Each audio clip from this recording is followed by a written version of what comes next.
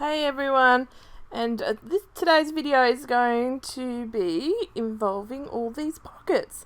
So these Heidi Swapp pockets were in the June kit, and I thought I would see if I could get them all on a page and use it as some journaling spots. So my idea here was to arrange them around these two photos. They're of my son who hurt his ankle at soccer and was at the doctor's waiting for the doctor and the x-ray and whatnot, and he's reading away as always. And I figured that he could write a bit about all the books that he is interested in this year on journaling spots and put them in these envelopes, and it'd be an interactive layout. So that's my idea, and we're going to run with it. I'm just trying to work out how I'm going to border it up. When I laid it all out on just the white cardstock, it just looked like it needed some oomph behind it. So I've gone with this paper as the background, and I will gut it. And then I decided that I'd cut this one down and have it double layered. And for some reason, I didn't go with that. So even though I cut this one down, I gut it, and then I cut down the second layer blue. And when I'm watching this video and editing and whatnot, I'm like, why didn't I use that blue? I don't know if it's just because I forgot about it, or whether in the moment I was like, nah, it doesn't need it. I don't know what happened. But anyway, instead, and I thought for some reason that my layout, that square wasn't like a square, so I was measuring with my T-ruler because I thought for some reason that I didn't cut it straight, even though I cut it with my trimmer. I don't know how I thought that was possible, but things are not impossible, I believe, so I had to double check. So cutting this piece down, like I said, and I'm going to use it. Oh, well, no, I don't use it. Anyway, moving right along. I'm going to put this here. I wonder if it's because I distressed the cardstock. So I go in with the white cardstock here and I distress it. I wonder if it's that was the reason why I didn't use that blue behind it. But anyway, let's just not talk about that anymore. I've just spent a lot of seconds talking about one thing that didn't even happen on the layout. So I keep going back to this formation. I like the symmetry of the two photos there, surrounded by the envelopes, and those two spots being in the same spot. Because the shapes of the envelope and the sizes are a bit different, it made it look like, not symmetrical because it's obviously not, but it made it look like it was balanced on the page by having those two spots on the left there, rather than having a spot on the left and one in the middle, or one on the right and one on the left. It's just how I decided that was going to be. But anyway, just using my distress tool, and I've been watching some videos lately, and people are using like these distress tools, not necessarily the same one. Well, obviously not, because that's mine, but I mean the same type. And there seems to be getting such really jagged edges. Now, I'm wondering whether it's blunt or whether other people's distress tools do different amounts of distressing. Can anyone enlighten me on that, if they know anything about that? Just because some look really, really rough, and it doesn't look like they're doing it over and over and over in the same spot, like I sometimes do to get it more, but I don't know. Anyway, I've roughed up the edges. I'm going to fold up this edge, and then I'm going to do my little trick that I learnt, again, off someone with a YouTube video, and just to stick this down. So I put on the double-sided tape, and then I peel off the corner and fold it so that it's sticking out from the cardstock. And that way, when you put it down, you can just pull that and then push down the tape, and it fits really well. I realized for some reason I didn't put it on the right side where the fold was, so I fixed that up and I fold it properly so that the fold is going under, not over in that corner. And I'm just going to rip some edges. So basically I just pull the paper up, scrunch it, and some of it I'm like just pulling apart and tearing so that there's even more distress. And I believe I ended up that fold in the corner there, I tore it off rather than having it folded and having a straight edge. It looked a bit silly because all the rest was distressed and that corner was like straight. So I'm going to turn this pocket inside, well, the cover, the lid, whatever part of the envelope you want to call it, to the other way, just as it I like the way it was sitting with the stripes there showing and then the label showing as well. So I do just tape that down so that I have it look different. And then there's this journaling spot in the kit that I've started with. I don't put any other journaling spots in the other ones yet. I will just work that out when I go to get him to journal on them. That will just be a matter of getting, any type of lined Project Life or cardstock or something like that. Work it out as we go. So I'm just cutting down my photos so it didn't have that uneven edge, and I'm going to add some foam behind it, and it's going to be just so that they pop up a little. I think the envelopes have got their own texture with the fact that they're folded paper and they've got the closures with the twine, that it's nice to have just a little bit of oomph behind the photo. I didn't want to add any layers behind it, and that's very rare for me. I've realised just now as I've said that. I often have something behind my photos.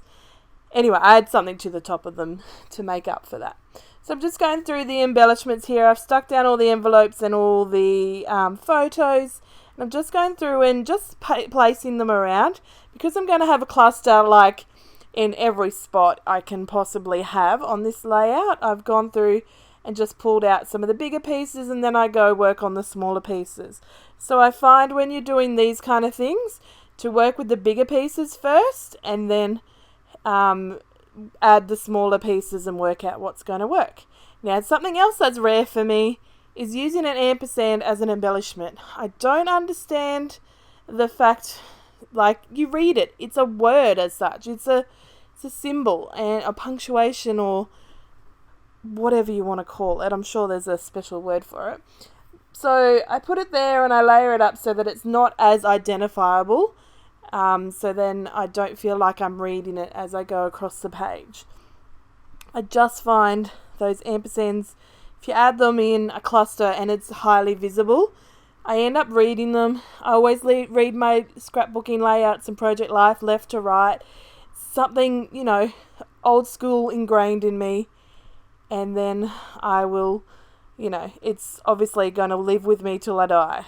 But anyway, that's my problem to bear. Such a terrible problem to have, reading left to right and grammar and spelling and things like that have been. But anyway, moving right along. I don't know why. This is a rambly video, my gosh. So yeah, I'm just building my clusters. I do spend a lot on this bottom cluster. I really like those acetate trees and I want to put them somewhere. I have this one photo corner left. If you've seen my earlier project for June, I use the photo corners as like an element of chevrons to border my photo and my journaling. So check out that video here on the channel as well if you want to see that. But I don't get those trees on this one, but I do get them on to another layout. So I'm just going to add that one little word sticker down the bottom there. I have added that woof up the top on that ampersand. Well, here I am adding it. And that covers that up a bit. Added some of the words, those sticky words with gold writing. They're going to go on the photo. I'm going to do them on both photos. And then I've got this little acetate. I try that photo corner there, but oh, I thought I didn't keep it. Maybe I do. Let's see. So I have this acetate woof here, and I just like the way the blue of it pops off that yellow. So I'm going to cut down this word, it said choose happy, but I've pulled off the choose, cut it, and I'll use it for later layout, and I've like fussy cut around the happy so that it doesn't look so chunky and bulky, and that's going to be those embellishments there. And I'm going to build some leaves here with a word and a circle embellishment. Yes, the circle one with the stag on it. So you don't really have to do too much to them. I think this kit goes so well together. It's so nice that you can put anything next to anything and you'll be laughing. So add the two words there. So you can see how this is just coming together. Once you get the big part elements of a page, then it, tends to come together with the smaller things. Indeed. I don't think I'll, maybe one of these pockets I'll journal for myself about how much he loves to read and from my perspective as such, but chances are I've got another one of these photos. I don't tend to whittle down my photo amount when I'm printing. I tend to go, oh, I really like this photo, and I'll put a couple in my Project Life page, and then I'll do one on a scrapbook page, or I'll do a couple. I know there's been some really good photos that I've done multiple layouts, because I get especially if I get a kit, or I get, if I'm buying a collection for myself and I really like it and think that it'll just go well with this photo, then I end up printing that photo again and doing it. I don't care if I'm flipping through a scrapbook and I've got 3 of the same photo, because they're going to be different layouts. They're going to be different designs. They're most likely going to be different collections and supplies. So I just like the fun. The whole reason mostly is to document memories, but really, in the grand scheme of thing, in the grand scheme of the world, I create more than my children look at my albums. And they're not going to want to keep 20 million. They're 2 boys, for starters. They're not going to keep 20 million albums that I'm going to have by the time they leave home.